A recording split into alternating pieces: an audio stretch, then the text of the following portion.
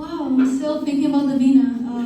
Yeah, that was amazing, Mal. Such a privilege to be here and performing for you guys, but also on the same stage as all these amazing people. A little bit echoing.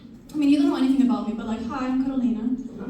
I do a lot of poems about women because I was raised by a lot of women, and a lot of my favorite people are women. But I also do a lot of poems about generational trauma. Ooh, you don't like that.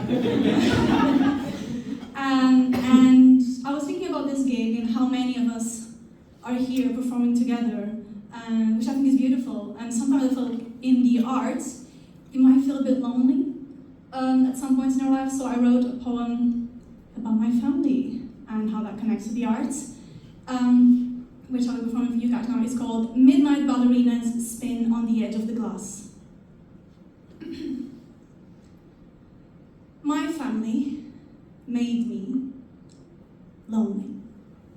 Street smart, intelligent, proactive from conception, ridiculously independent with a challenging relationship with money. Lonely. Not on the surface, to the bone, always vibing. Alone, not sure anymore if by my own choice, reformed in a bed. My room with no view, a cage, or a cave, or a tomb. I slide inside to hide, glitter tears running out free, high on fantasy where I could get lost. And lust for better times, a crack in disguise, they could not, even if they dared, find me.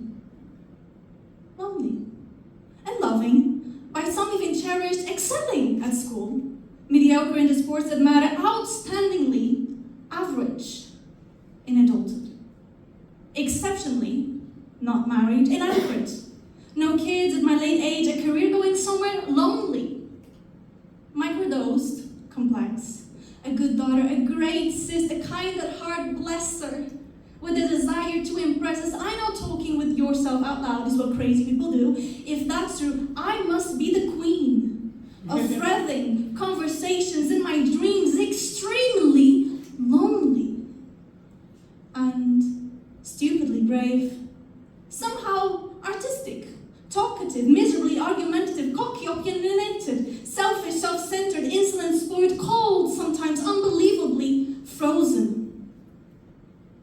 Like a sculpted crystal from ice cones, they made me against all of their best efforts and the purest of loves, lonely still. My home of peculiar hermits, dining in separate divisions, watching their private little shows, curling up alone, each one painfully lonely, but perfect. At first sight, seamless, silky, even when spinning, tiptoeing, embracing injury, dancing at full speed through a bug's life, trauma, excellence. Self-punished grace, controlled poise, elegance on spider webs at the edge of the bottomless glass, so visibly lonely. Can anyone catch me as I fall? Or do I also have to learn how to fly? Thank you.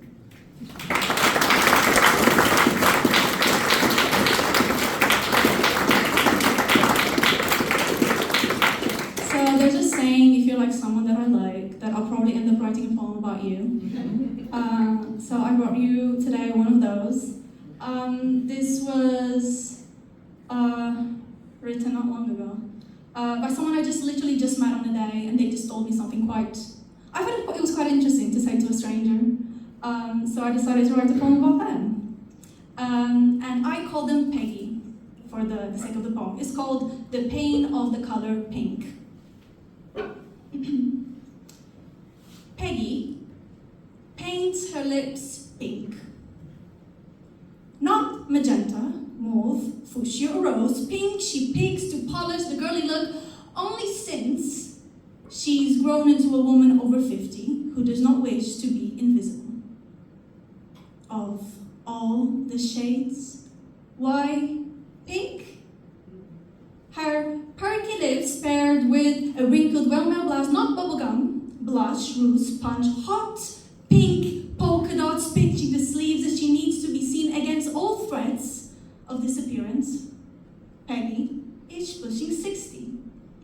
Bright, sapphire blue eyes, mousy brown, faded pixie of a rebel. She says, I'll know one day what it's like to become ancient and turn obsolete, and now the lady on the street is not there, she swears. And it's not enough to blame it on misogyny. Pink. The lace, threaded from warriors, pink. The linen underneath our skins, pink. The ricochet of our hysterical storms, pink. The blood we carry with the spring, pink. The texture inherited in our fears, tinted pink, is the violent fabric of our history. I can only hope when, if, I too grow old and I am told I'm far too dismissible. May a young girl notice, as I did, the smudged, bruised, pierced pink lip as a scar of cunty resistance, a silent roar of brute, labored force, a vicious, fierce reminder of refusal, common choice from those who were it on trial before, that is indeed a privilege for you to see me.